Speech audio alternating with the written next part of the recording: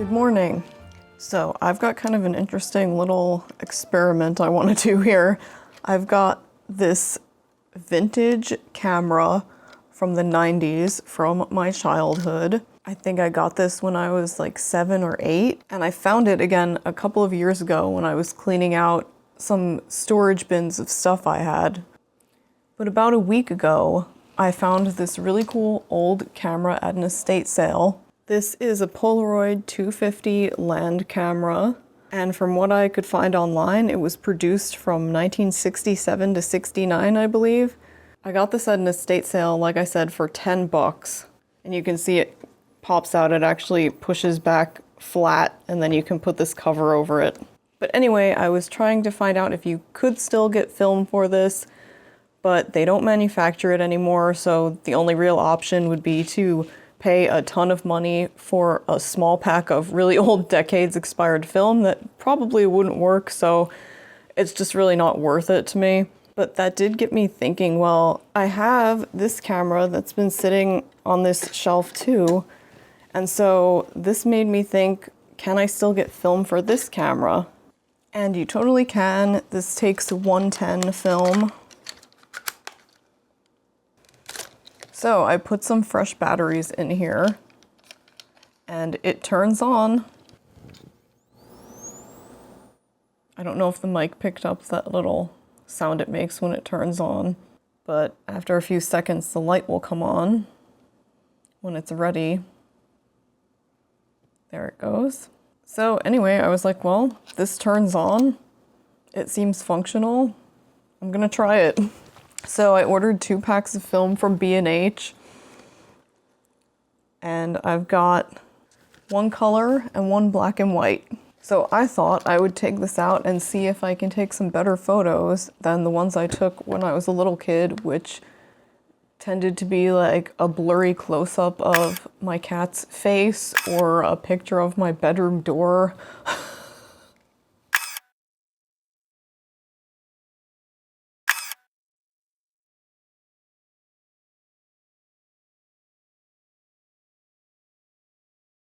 So I'm hoping I can do a little better with this now, having gotten a photography degree since then. So I'm gonna take this out. I'm gonna try to find some picturesque locations and take some photos. I just gotta decide if I wanna use the color or black and white today. And I don't even know if I'm gonna be able to use up a roll of film today because, you know, I don't wanna waste the photos. I just wanna try to make sure each one is a good photo. So I don't know if I'm gonna get 24 shots today. And then I'm gonna have to find somewhere to take it to develop the film. It's also very bright out already. It's like 8:50 a.m. It does have a wide angle and a telephoto lens that you can switch between. This is very much of the 90s when everybody had these see-through items in these neon colors.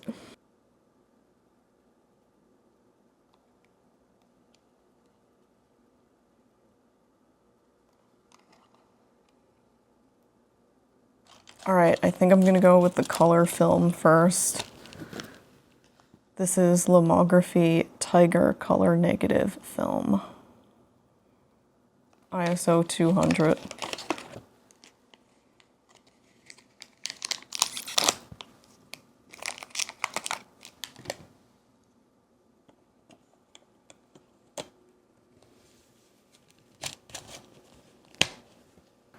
All right, here we go.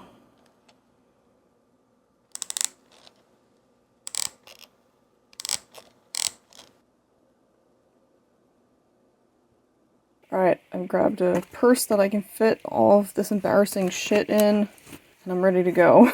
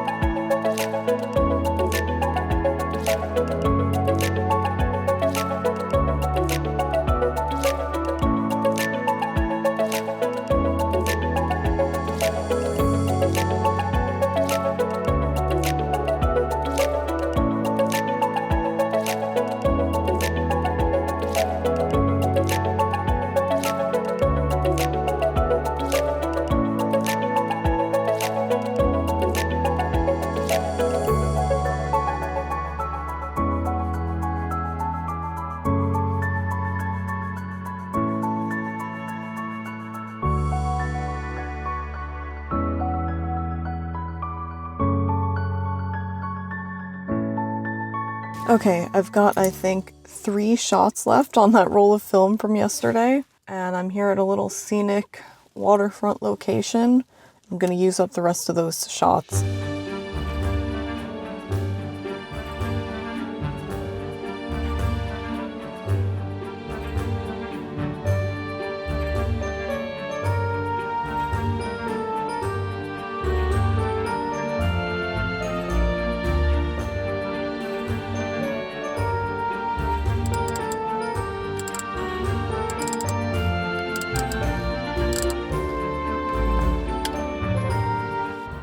Okay, I'm on my way to get a roll of film developed for the first time in 20 years or so.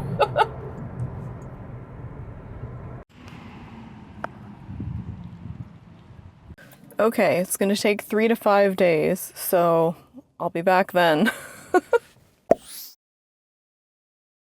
Well, no one ever called me about these, so when it hit 7 days, I just came in and asked if they were ready. It was kind of funny because they were like, oh, that was the 110 film. Like, what kind of camera were you using? I was like, well, it was kind of an experiment. I found an old childhood camera that was kind of like a novelty camera, and I wanted to see how it would work. And they were like, oh, cool. They said, like, yeah, that was the one that we were struggling to line up to scan because 110 film is so tiny. All right, I'm just gonna look and see. I'm not gonna look at these just yet, but it does appear that I got actual photos out of that. All right, I'm gonna go home and look at them. By the way, it cost $26 to get that roll of film developed. The sun is absolutely blazing. I was roasting in my car. I had to put on a tank top. Oh my God, I'm so excited. I'll show you the tiny negatives. All right, I've got 24 prints here. Okay, first thing I'm noticing, they're a little fuzzy, a little out of focus. Although I had no ability to focus with that camera, so. Or this could be evidence of some kind of paranormal activity.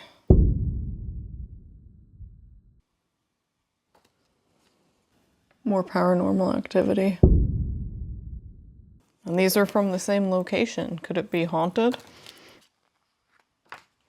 Oh, this one's terrible. Very fuzzy, lens flare, terrible composition. This one's pretty bad too. This had to have been them. I would not have taken it all. I know I centered these towers. Yeah, there it is. All right, they're not perfectly centered in the negative, but they are both in the frame. They're not cut off like they are in this photo. This one was fully in the frame, so that was them. Okay, so I guess overall, I would say I'm actually pretty happy with a few of these that I actually think look okay. I'm happy that this worked at all. I went into this not knowing if I was even gonna get photos or just a bunch of like blurry crap, or maybe that the camera wouldn't even work right. I think the results from this little experiment were pretty decent. It was interesting using film again and having to really try to make sure that each shot was gonna be something that I would actually want and not just like taking photos experimentally, taking a bunch of different angles of the same thing like you do with digital. And also keeping in mind the whole time that people are gonna see every photo you take when they develop the film. So I also didn't want to develop a bunch of embarrassing garbage. Yeah, this was fun. I'm really glad I did it. And I still have that roll of black and white film too. But I think maybe if I find another 110 camera in the future, maybe one that's a little more advanced, one that I can control the focus on. Not like, I mean, this camera is like a novelty camera, right? You can't control the focus, you really can't do much of anything. So I think I'll save that black and white film and maybe I'll thrift another 110 camera somewhere in the future. But meanwhile, I actually like how cool and retro some of these look, and I wouldn't mind displaying some of them.